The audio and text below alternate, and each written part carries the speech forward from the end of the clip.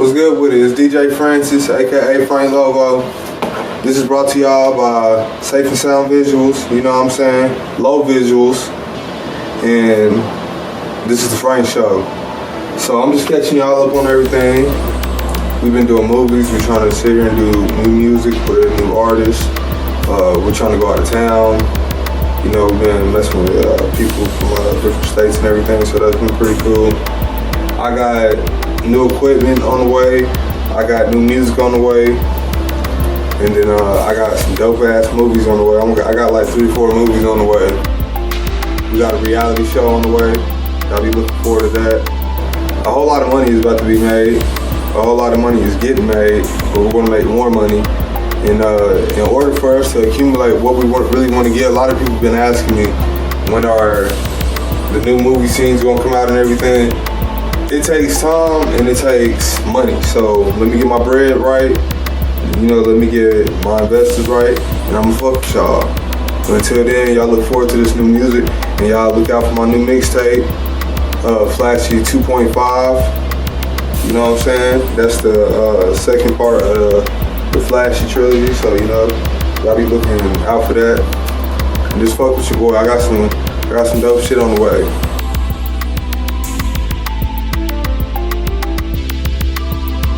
Hey, it's Frank Lovo here to bring you some exclusive content brought to you by Safe and Sound Visuals. Like and subscribe to our channel if you want to see more content like this. Today we're going to talk about Fort Smith, Arkansas.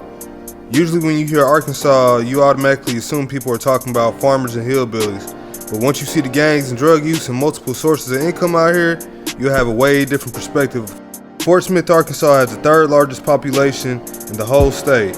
The city government official mayor is George McGill, the first African American in the city's history. It was once an army base, now is home of active gang members, split between 2 different sides of town. Fort Smith has always had gangs dating back to the 90s, most notably the 5 Deuce Brims, located on 8th Street, an Asian gang called the Wild G's, the Midland Heights Bloods, the Slunders, Rolling 20 Crips, Rolling 60 Crips, Insanes, and many other gangs that you will probably hear from different places.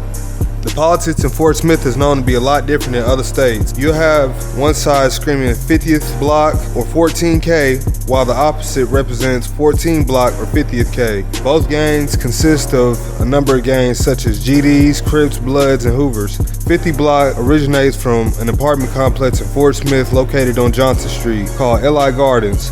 Around 2019, people actually started moving around there and making a decent amount of money from making different hustles. This will eventually become a popular location throughout the city, and if you were to ride through LI Gardens in 2019, you will see people having a good time, partying. There will be pretty females in their best outfits and a lot of young wild kids with a lot to prove.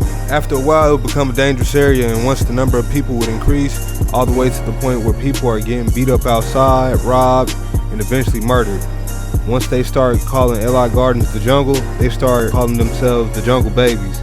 And if you weren't a Jungle Baby or close associate of one of the Jungle Babies, you were liable to get hurt depending on who you run into. Fort Smith Police Department would get so many calls from that area that they would eventually start opening investigations on various residents out there. Once a 19-year-old was murdered in front of over 13 people, they would do whatever possible to make an arrest, installing sky cameras, recruiting confidential informants, and going undercover. Once the Jungle Babies saw how serious things started to get, they all started moving out the complex and relocating. This is when 50th Car Wash comes into play.